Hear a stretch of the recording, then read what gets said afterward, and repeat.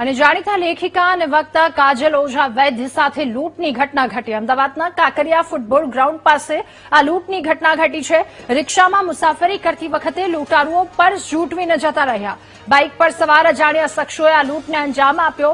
આરોપીઓને ઝડપી લેવા માટે પોલીસે નાકાબંધી પણ કરી। કાગડાપીઠ પોલીસ સ્ટેશનમાં ઘટના અંગે ફરિયાદ નોંધવામાં આવી છે। ત્યારે લૂંટની ઘટના રિક્ષામાં મુસાફરી કરતા હતા એ સમયે લૂંટારુઓ પર્સ ઝૂંટવીને જતા રહ્યા। બાઇક પર સવાર અજાણ્યા શખ્સોએ આ લૂંટને અંજામ આપ્યો છે। જાણીતા વક્તા કાજલ ઓઝા વૈદ્ય કે જેમની સાથે આ લૂંટની ઘટના ઘટી છે, આરોપીઓને ઝડપી લેવા માટે પોલીસે નાકાબંધી પણ કરી। કાગડાપીઠ પોલીસ સ્ટેશનમાં ફરિયાદ દાખલ કરવામાં આવી છે। તપાસનો ધમધમાટ શરૂ કરવામાં આવ્યો। ત્યારે અમદાવાદના કાંકરિયા વિસ્તાર પાસે આ ઘટના ઘટી। વધુ માહિતી મેળવીશું। સંવાદદાતા અનિતા આપણી સાથે ફોનલાઈન પર જોડાયા છે। અનિતા, જાણીતા લેખિકા અને વક્તા કાજલ ઓઝા વૈદ્યની સાથે લૂંટની ઘટના, શું વધુ વિગતો? જી દાદા, જે પ્રકારે કાંકરિયા વિસ્તારની આ ઘટના સામે આવી છે, જેમાં કાજલ ઓઝા જે પોતે ત્યાંથી પસાર થઈ રહ્યા હતા એ દરમિયાન આ ઘટના તેમની સાથે બની હતી। કાજલ ઓઝા તે જાણીતા લેખિકા અને વક્તા છે।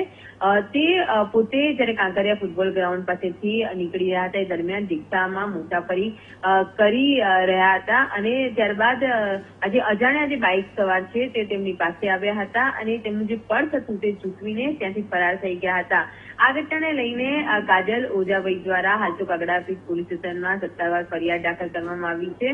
આરોપીઓ જે પ્રકારે લૂંટ કરીને ત્યાંથી ફરાર થઈ ગયા હતા જેને લઈને કાગડાપીઠ પોલીસે જુદી જુદી ટીમો બનાવી છે। આજુબાજુ વિસ્તારના સીસીટીવી પણ ચેક કરવામાં આવ્યા છે, કારણ કે જે પ્રકારે વિસ્તારનો પીછો કરીને લૂંટને અંજામ આપ્યો છે, જેને લઈને હાલ તો પોલીસે જે બાઇક લઈને આવ્યા હતા તેના પાર્સિંગ નંબર અને શંકાસ્પદ બાઇક અને શંકાસ્પદ જે લોકો છે તેઓની શોધખોળ શરૂ કરી છે।